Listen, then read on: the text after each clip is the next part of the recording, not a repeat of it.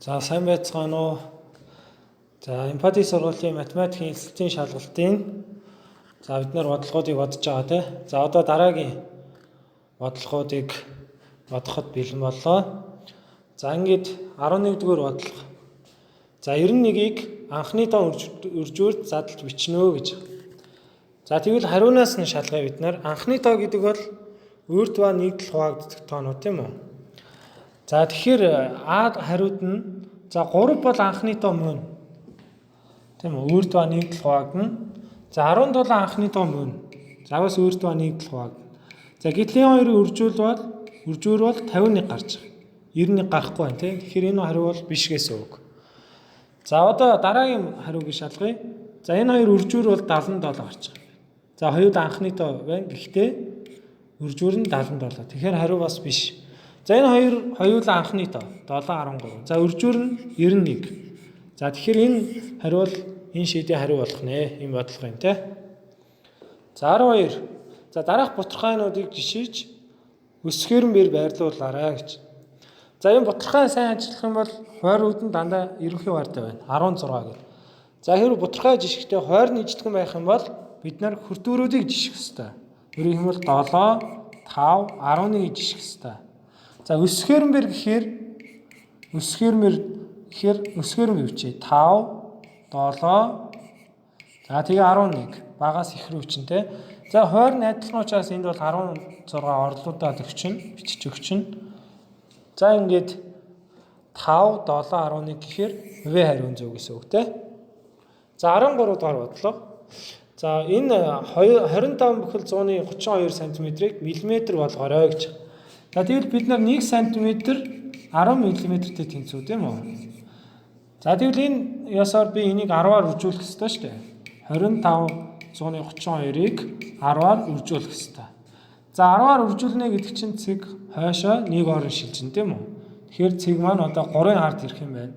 Өөрөөр хэлбэл 253 бүхэл 102 болох юм байна.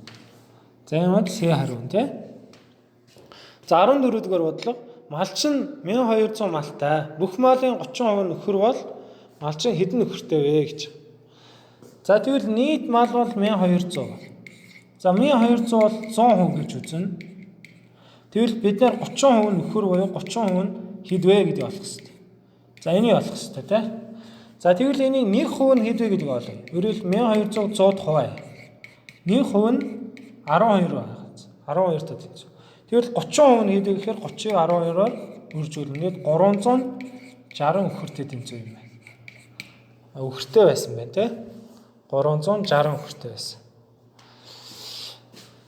За дараагийн бодлого руу шилжье. За 1 цаг нь хэдэн секундтай тэнцүү вэ гэж. За 1 цаг 60 минуттай тэнцүү дээ. За харин 1 минут 60 секундтай тэнцүү байдаг. За гэдгээс бол 1 цаг 60 минут гэхээр 60-ыг 1 минут 60 секунд. Тэгээ 60-аар үржүүлнэ. Ингээд 3600 секундтай тэнцүү байдаг юм байна. За үе хариу. За 16. За энэ дөрвөлжин дээр байгаа тоог бол. За өөрөөр хэлбэл 4-ийг хэдээр үржүүлвэл 24 гарах вэ? 6. 5-ыг бас 6-аар үржүүлвэл 30 гарна тий. Тэгэхээр зөв хариу бол А байсан байна. За 17 дугаар бодлого. Зүй тогтлыг ашиглаад дөрвөлжний орон тохирох тоог олоорой гэж. За одоо эхний тоо 832 байна. За 416, 208 гэдээ явж байна. За тэгвэл би 832-ыг 2-т хуваая. За 416 гарна тийм үү? За энийг 2-т хуваая. 208 гарна. Тэгвэл энийг бас дахиад 2-т хуваах хэрэгтэй юм байна. За энийг 2-т хуваая. 26 гарч байна. Энийг 2-т хуваая. 2-т хуваах юм бол 26 гарна тийм үү? За энийг 2-т хуваах юм бол 13 гарна. Тэгэхээр энэ дараалын зүй тогтол 2-доор эхний гишүүнийг өмнөх гишүүнийг дараа 2-т хуваагаад дараагийн гишүүн гарч байгаа. Тэгвэл энд бол 104 гэж үчигдэх юм байна тийм үү? 288-ыг 104 2-т хувааж байгаа. Учираас за энэ Д хариу зөв. За 18. Эрдэнэтэд 14 цаг 15 минут болгоход Баяулгийн цаг хэд болох вэ? За Улаанбаатарын цагаар явдаг учраас 1 цагаар бол төрүүлж явна. биологийн цагаар. Тэгэхээр манайх болохоор 13 15 болж байгаа гэсэн үг. За 19 дгээр бодлоо. За 41 м 32 см хэмжээсийг метрт шилжүүлнэ гэж. За 1 м 100 см-тэй тэнцүү байна. За 1 м бол за энэ метр шүү дээ. За 1 м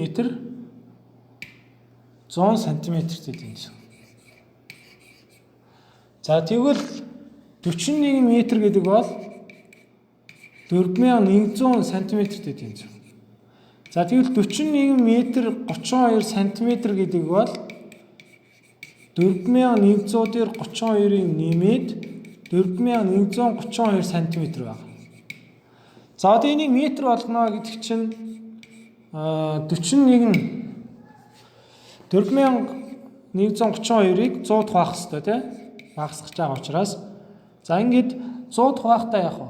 Цэг маань одоо энэ урагшаа 2 явна шүү дээ. 1 2 гээд 4-ийн ард ирэх юм байна тийм. Тэгэхээр 41 бүхэл 132 метр болох юм байна гэсэн.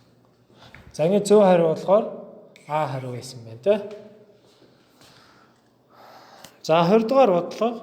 За ажилчдын салхи нь эхлээд 20% буурч дараа нь 10%-аар өсөв. Хуучин хэмжээнд эргэн очихын тулд анхны үнээсээ хэдэн хувь өсөх шаардлагатай вэ гэж. За бид нар анхны үнийг мэдэхгүй. За гэхдээ анхны одоо үнийг анхны одоо энэ цалингийн хэмжээсийг 100% гээ, тэ? 100%. За гээ. За одоо алхам болохоор эхлээд 20%-аар буурсан. За тэгвэл хасгаар тэмдэглэж. За 20%-аар буурсан. За дараа нь яасан? За дараа нь 10%-аар өссөн тий. 10%-аар өссөн.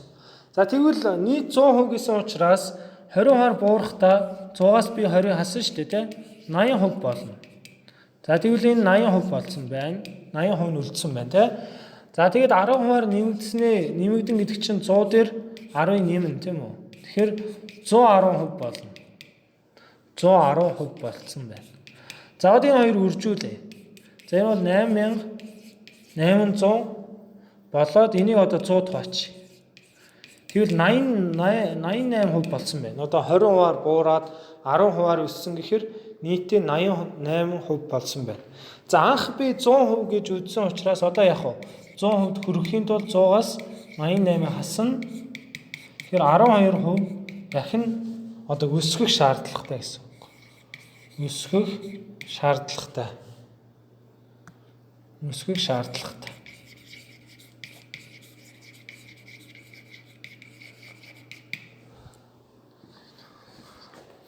За анхны үнээсээ 12% өсгөх шаардлагатай тий.